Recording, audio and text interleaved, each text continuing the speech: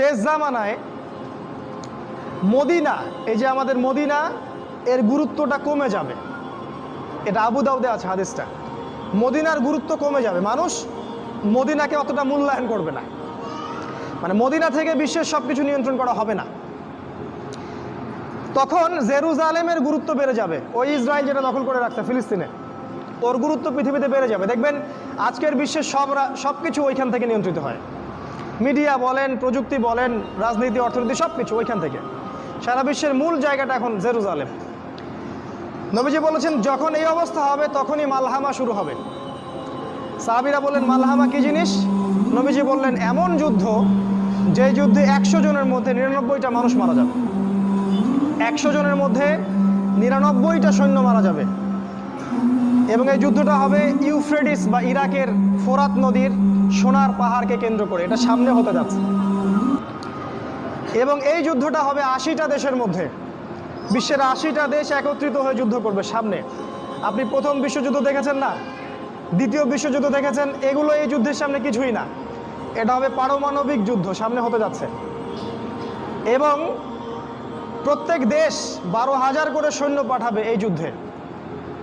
এরা সবাই মিলে যখন এই যুদ্ধে অংশ নিবে তখন এরা মুসলিমদের উপর ব্যাপক নির্যাতন চালাবে। সামনে হতে যাচ্ছে এটা। আগামী 5, 10, 15 বছরের মধ্যে আল্লাহ ভালো জানেন। আল্লাহ ভালো জানেন, আমাদের অনুমান 10 বছরের মধ্যে হতে পারে, 5 বছরের মধ্যে হতে পারে। নবীজি বলেছেন এই সময়, এই যুদ্ধের শেষের দিকে আল্লাহ পাক মুসলিমদের ত্রাণকর্তা হিসেবে একজনকে পাঠাবেন, যার নাম হবে ইমামুল মাহদি, যিনি মদিনা থেকে আসবেন। মক্কায় তার সাথে মুসলিমরা বায়াত করবে এবং তিনি মুসলিমদেরকে নেতৃত্ব দিবেন। এবং এই যুদ্ধের শেষের দিকে মুসলিমরা বিজয় লাভ করবে এবং মুসলিমরা কনস্ট্যান্টিনোপল জয় করবে এবং ওই জেরুজালেম তারা আবারও জয় করবে, যেটা ইসরায়েল দখল করে রাখছে। এবং সেই জেরুজালেম থেকে ইসলামী খেলাফত আবারও প্রতিষ্ঠিত হবে।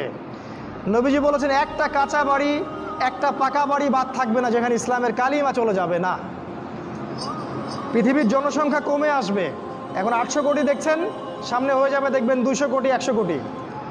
1 ভাগ মানুষ মহামারীতে মারা যাবে, হাদিসে এসেছে।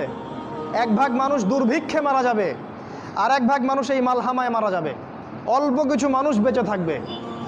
মুহূর্তে একটা দেশ ধ্বংস হয়ে যাবে যখন পারমাণবিক যুদ্ধ শুরু হবে। আমরা তো এখনো স্বপ্ন দেখছি 2050, 60, 3000 বছরের, তাই না? দেখেন সামনে কি হয়, অপেক্ষা করতে থাকেন।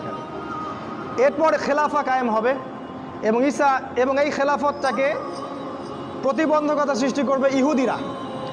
ইহুদিদের নেতা হিসেবে বের হবে দাজ্জাল এবং এই দাজ্জাল ইহুদিদেরকে নিয়ে